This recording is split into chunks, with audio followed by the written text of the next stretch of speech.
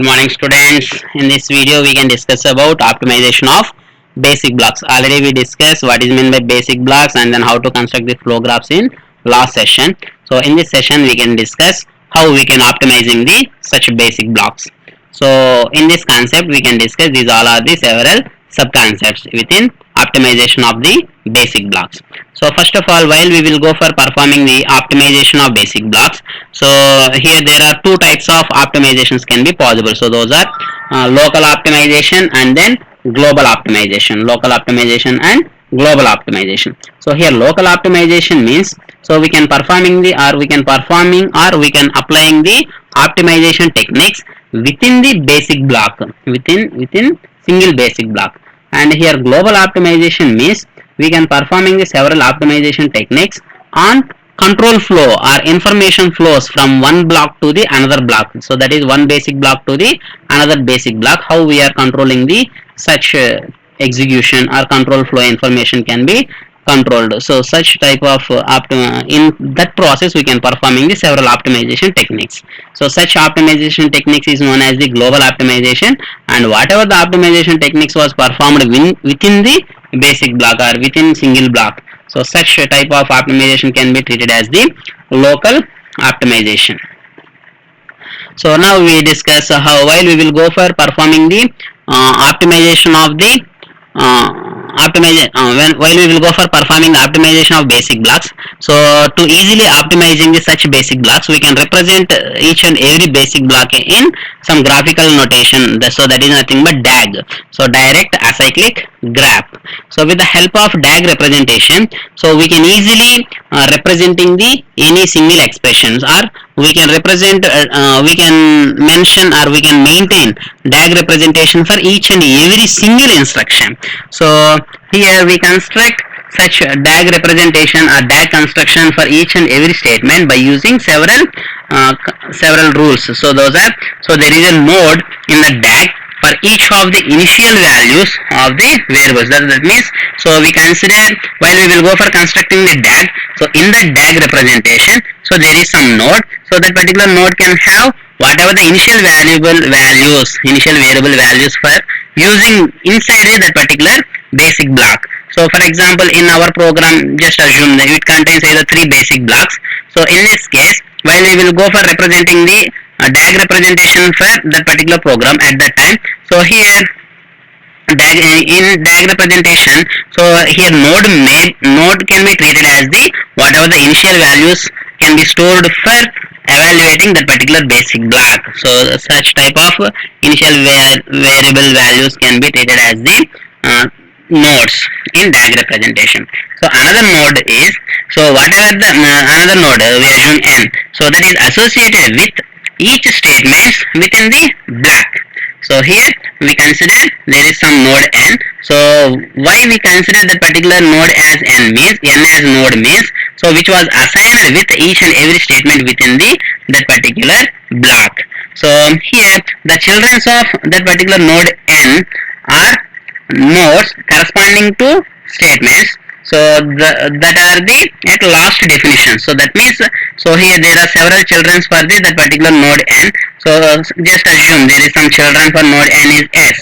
So then we can represent n is the prior to the n.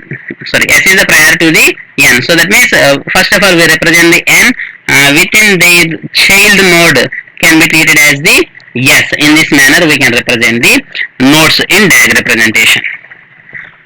And node n is labeled by the operator applied. So in this representation, in this DAG representation, here node n is the represents the whatever the operator was used in that particular instruction, and node s indicates whatever the operands was used to performing that particular operator. For example, a plus b. So here plus is the node n and a comma b are the child nodes, either s and t, in this manner. And final thing is, so certain nodes can be treated as the output nodes. So why? Because these nodes are having some variables. That variables are treated as the live variables. That variable values are live on exit from the blocks. So that means, so whatever the values can be used for such variables, so those variables can be used by another block or any another instructions. So that's why we can treat it as a such type of variables can be live variables.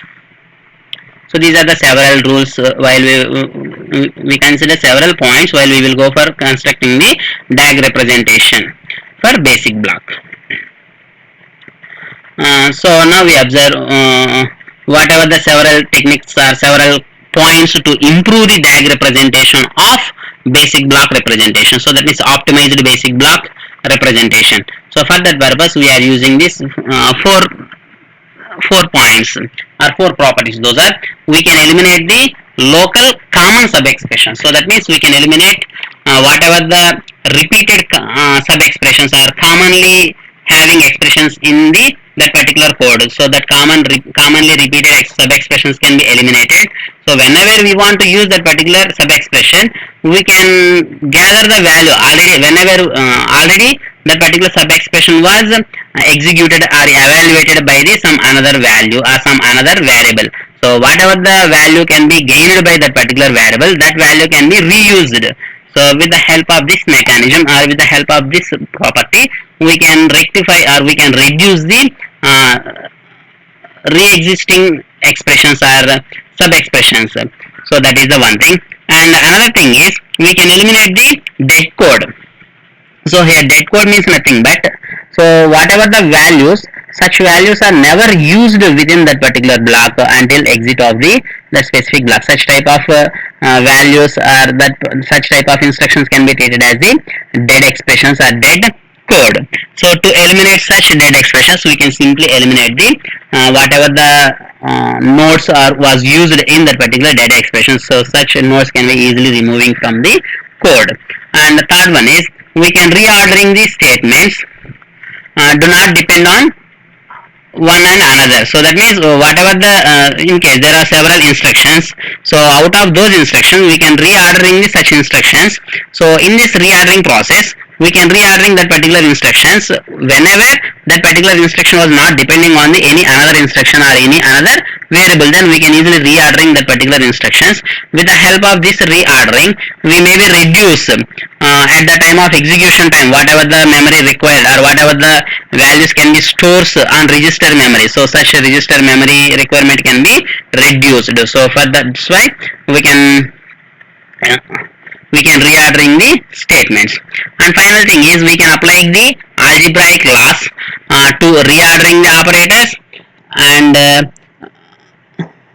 and also optimizing the code to executing the faster. So these are the several properties to optimizing the basic block DAG representation.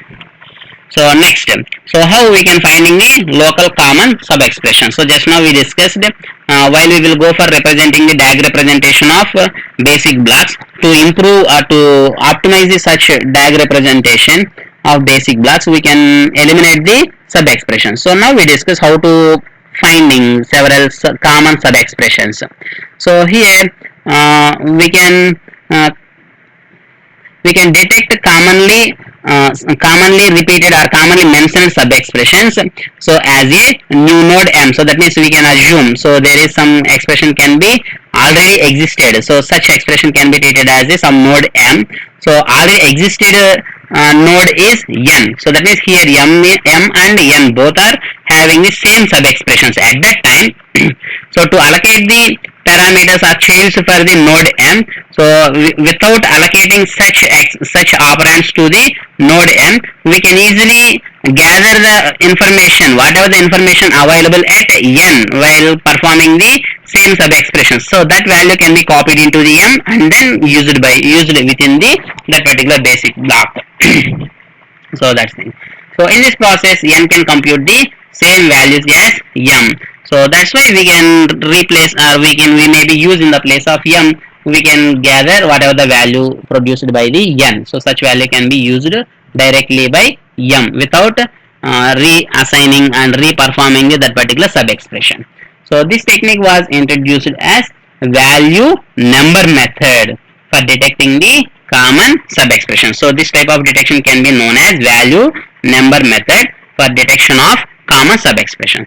For example, we consider some instructions in this process, how we can detect the and how we can eliminate the common sub expressions. For example, here a is equals to b plus c and b equals to a minus d and c equals to b plus c and d equals to a minus d. So here first expression and third expression both are same, but their assigned registers or assigned variables is different. So here a is stores addition of b and c, and then here also c can stores addition of b and c at the same way. So b can store whatever the result of subtraction of a and d. At the same way d also stores subtraction result of a and d. So here first one and third one both are same expressions, and second and fourth both are same expressions. So to easily recognize these sub expressions, we can represent the DAG representation. So this is the DAG representation for this particular sub expression.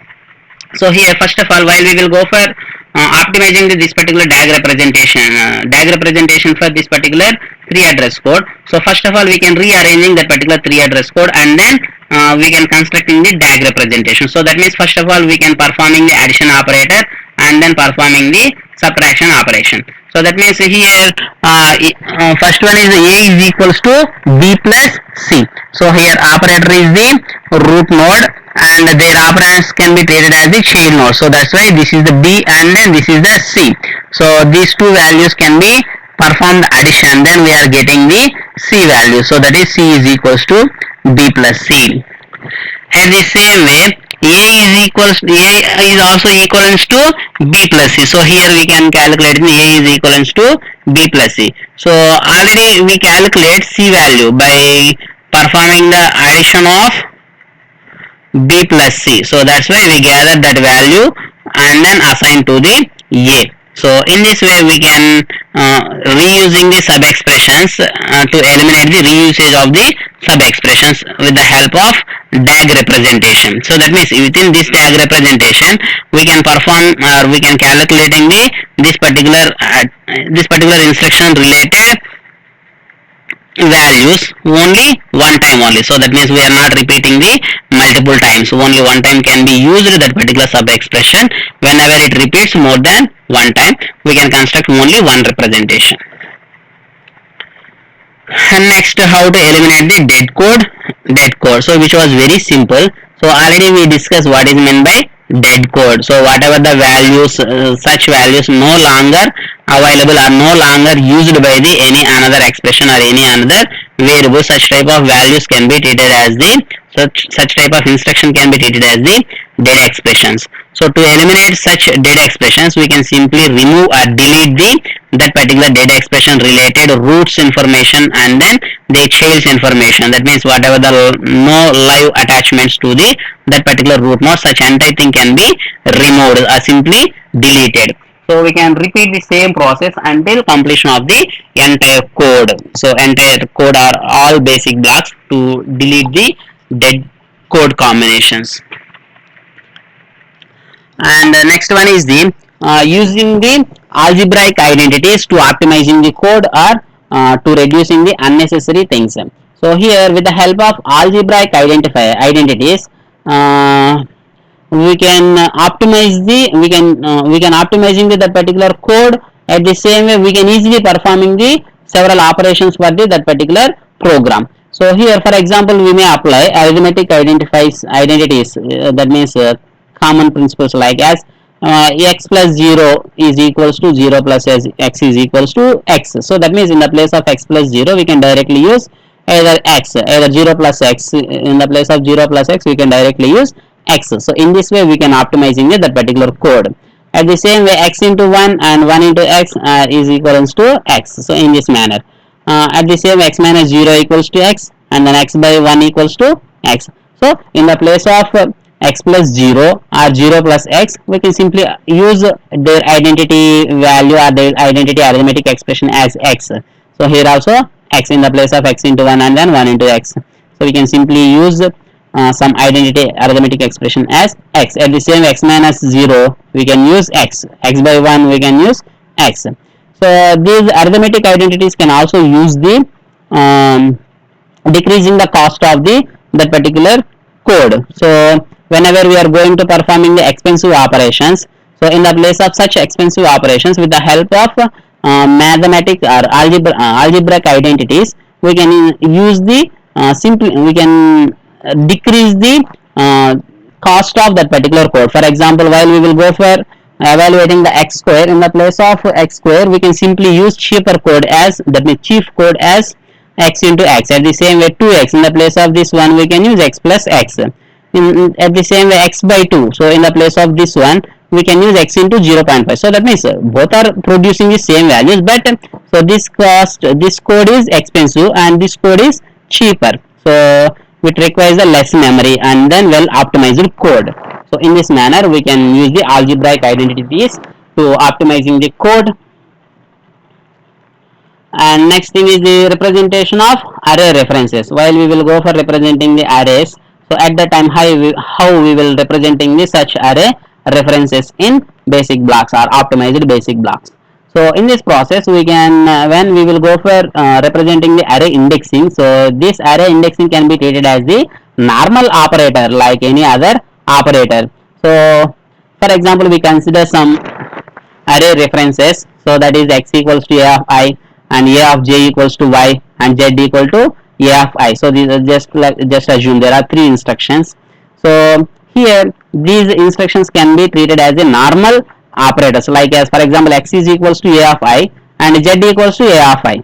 So in the place of z equals to a of I we can simply use x value. So why? Because x already contains whatever the indexed by yes indexing array of a, so that's why both are same. So that's why to optimizing this type of instructions, in the place of z equals to a of I we can simply use x. Why? Because already a of I can be assigned to the x variable, simply copying that value into the z. So in this manner we can optimizing code while whenever we are using the array references.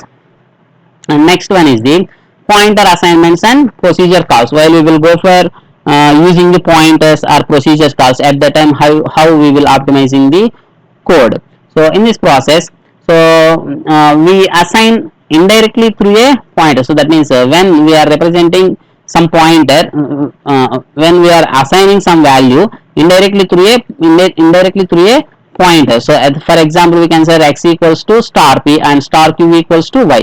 So here p and q we don't know whatever the value stored by p and whatever the value stored by q, but we are assigning such in addresses such address values to the x and then y q. So in this manner, so in this time, so to evaluating this type of expressions which was very harder, which very complex. So why? Because here star equal, so that means this one star equal star operator. So this pointer operator is which takes the more processing time. So that means when it will go for calculating the whatever the nodes that are currently associated to that particular address or that particular identifier as arguments, at the time it will check whatever the currently live or whatever the currently not live variables are dead code representations or dead codes representations.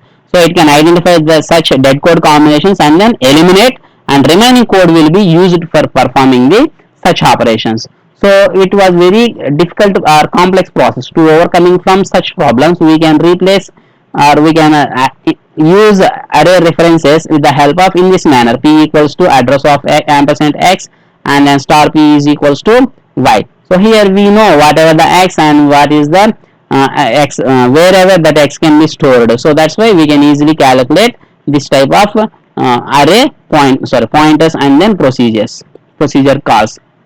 And final thing is the reassembling basic blocks from the DAGs.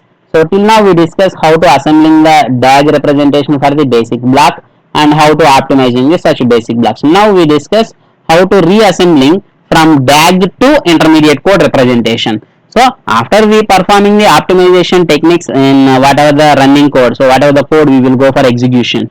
So after completing the such optimizations, so sometimes we may be reconstitute the 3 address code representation from the DAG representation. So in this process, each node so that has one or more attached variables. So such nodes can be treated as some individual 3 address statements, and such individual or 3 address statements can be computes whatever the values of the variables. So we prefer to compute the result into a variable, so that is live and exit from the block. So we prefer live variables from live variables from that particular block whenever we will go for exit from that particular block at that time. So we can maintain whatever the live variables, so that variables can be reused in next instructions or next block. So this type of reusage can be implemented with the help of simply copying statement. So that means we can copying that particular value from one block to the another block.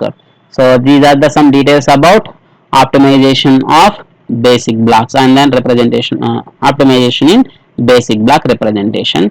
Thank you.